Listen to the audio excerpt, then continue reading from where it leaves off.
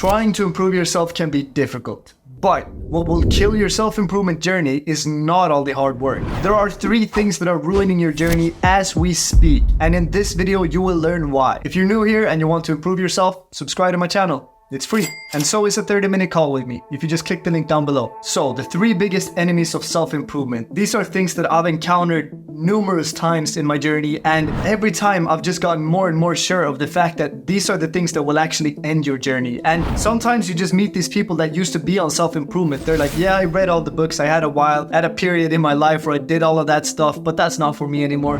And that's because their journey ended from one of these 3 things. So without further ado, the first one is ego. When I had just turned my life around and decided to improve myself no matter what, the second book I read after The Charisma Myth was actually Ego is the Enemy by Ryan Holiday. Since then, he has been my favorite writer, except for, I guess, Marcus Aurelius, but he's not exactly publishing a lot nowadays. And Ego is the Enemy made me realize that ego gets in your way constantly. And there are so many occasions that you don't even know about yet because you're not aware of them, where your ego is holding you back. You know how many friends your ego has stopped you from getting? Just because you try to, for example, steer the conversation in a direction where you will talk about things that satisfy your ego, and your ego is holding back your progress in your work. If you're a perfectionist, then it's because you're afraid to get your ego bruised. You're afraid of putting your work out there, and that's why you sit and tweak the last little details, because you're so scared that people will actually judge it, and they will judge you for not making something that's perfect. And I have a good example for me recently where I gave up my ego in something that's been holding my channel back for a long time, and that is the fact that I always used to have songs that I produced myself in my videos. If you've watched this channel for a while, you know that I used to always have the same couple of songs in all of my videos, and that's because those are beats that I produced myself. And I thought it was like a cool ego thing, like, yeah, I'm only gonna have songs that I produced myself, that's a cool little detail to my channel. But I realized after a while that's just holding me back, because I was not using the perfect music for my videos. I used the music that I had instead of actually getting some sort of service or like signing up for a website where I could always find the perfect music, which I now have, which is why you can hear this awesome music right now. Sounds really epic, doesn't it? So yeah, even to this day, I'm struggling with the ego holding me back. If you haven't read this book, go read it. And it's time for the second thing, which is comfort. Comfort is something that is very out there in the self-improvement community. It's something that everyone talks about that you should avoid.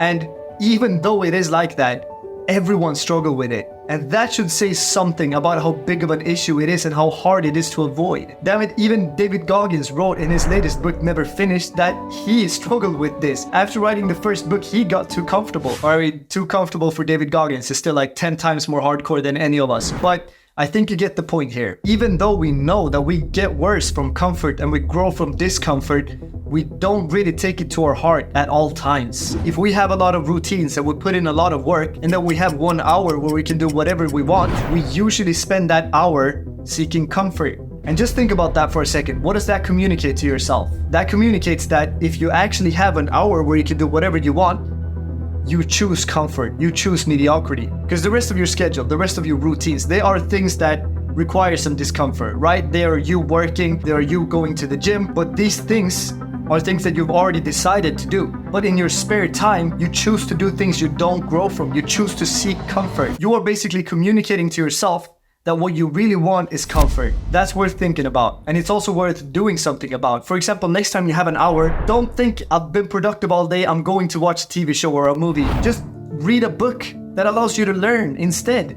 Imagine if you would do this instead and you would go to bed knowing that I had some time to do whatever I like today and I still chose growth over anything else. Now, instead of communicating that you're seeking comfort, that communicates that you're seeking discomfort and that you're willing to grow and do whatever it takes to improve yourself. Okay, so I got a little bit carried away on this comfort thing, but that's because all of these 3 things are so important. And the third one is by far the worst one. And it's also the most underrated one. The third one is complacency. I cannot believe this is not talked about more. If there's one of these 3 things that will actually end your journey, if it's one of these 3 things that will actually ruin your life, it's complacency. Now, what is complacency and why is it so bad? Complacency is basically you not really feeling the need to put in more work. Have you thought about that? When you go to the gym, at first it sucks, but after a few months, Are you really even scared to go to the gym anymore? It should be like that, right? You should be scared when you go in there because you know you're gonna be in so much pain because you're gonna push yourself harder than everyone else there.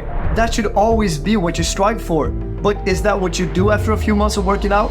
Probably not, because you've gotten complacent. And it's like that with all of your habits. And the reason for why is that progress actually makes things easier. If you're lifting weights that are really like the most you can handle, and then after a few months, you've gotten used to that, if you don't step it up, then you're not really working as hard as you used to. Same with all kinds of things. Like if you meditate, at first that's gonna take a lot of discipline because it's hard, but then after a while, it's a habit to meditate 20 minutes a day. So then you need to try to step it up in another way. It's so easy to get complacent. Just think about that. Remember when you started improving yourself. Maybe that's where you are now, but if it's not, you remember when you woke up in the morning and you thought, my God, this is gonna be a great day. I'm gonna push myself hard. I'm gonna get so much done. Do you still wake up and think like that? Is that still the first thought that pops into your head? Or is everything just routine and habits to you now? Complacency will end us because we don't realize when we've gotten there. That's why it's the most dangerous enemy out of all of these 3 enemies. Because it creeps up on you. It's completely silent. You just realize one day, I've not been putting in the proper work for 3 months. What have I been doing? You have to never become complacent. That's what you have to strive for, at least. But in my experience, it's actually impossible to never become complacent. As I said, that's what happened to even David Goggins, the most hardcore man on this planet. After he wrote his first book, he was running less, he was taking it a little bit more chill. Then he realized, I've gotten complacent. There's one quote from, I think it's from Never Finished. It's a really good book if you want to work on complacency, where he said, I think it was, when you stop grabbing iron with your bare hands, they lose their calluses. Your mind works the same way. Complacency will end you because it's silent. So you need to have some sort of monthly assessment or weekly assessment or just overall some way to hold yourself accountable. I personally have like half a day every single week where I have meetings with myself and I brainstorm things and I work on not becoming complacent. You just have to find whatever works for you, as long as you find a way to hold yourself accountable or have a friend hold you accountable. I think this video became longer than I planned it to be, but god damn it, these are so important and I hope you took this to heart. If you did enjoy this video, subscribe and watch this one, and also click the link down below to get a free call with me. I offer a 30-minute free call to just help you improve as much as I can during those 30 minutes, and I'll also take you through my 5-step process for self-improvement. Make sure you don't miss out on that offer. It's not going to be free forever, so click the link and I'll see you next time. Until then, earn your sleep. And by the way, subscribe to my channel. It really helps me out. Please and thank you.